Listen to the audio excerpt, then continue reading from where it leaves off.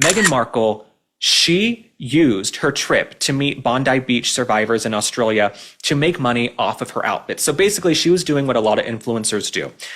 You wear an outfit, okay? You go out there, you wear an outfit, and then you put it up on a website for... Former employees of Meghan Markle are once again speaking out, and their latest comments have sent shockwaves through royal watchers across the world.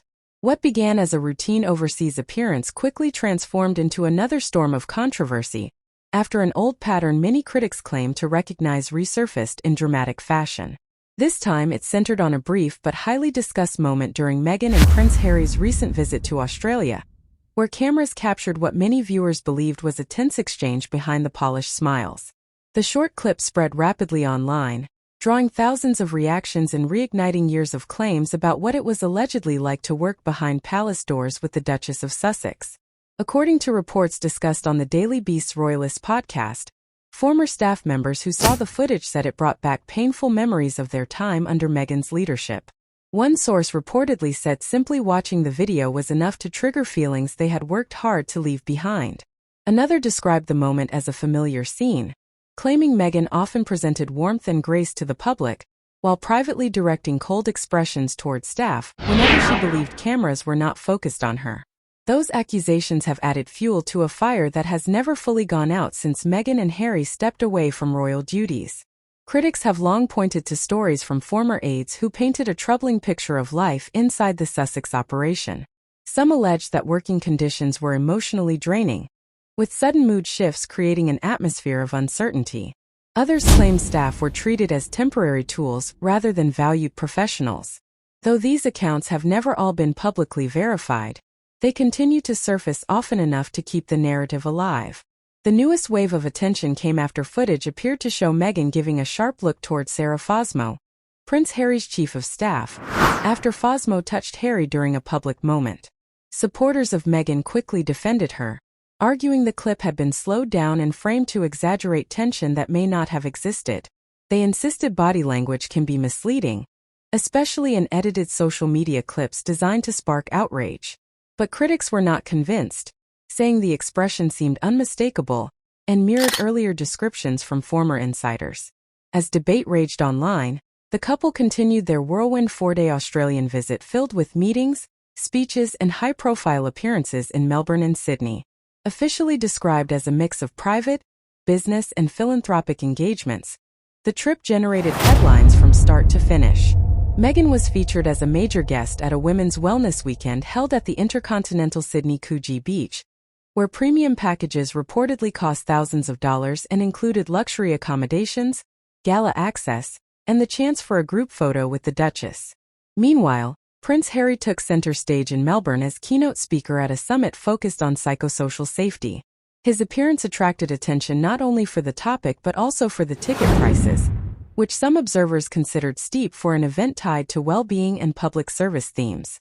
Yet while the events themselves drew interest, it was the surrounding controversies that dominated conversation. On the final day of the trip, Harry and Meghan met survivors and first responders connected to the devastating Bondi Beach terror attack that had shaken Sydney months earlier. Many expected the visit to be remembered as a compassionate gesture.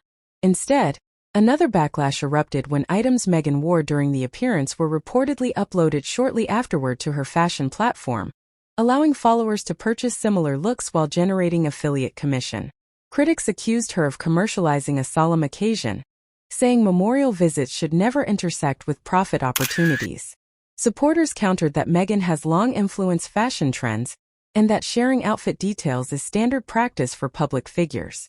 Still, the timing drew scrutiny and overshadowed what may have otherwise been a meaningful moment of solidarity.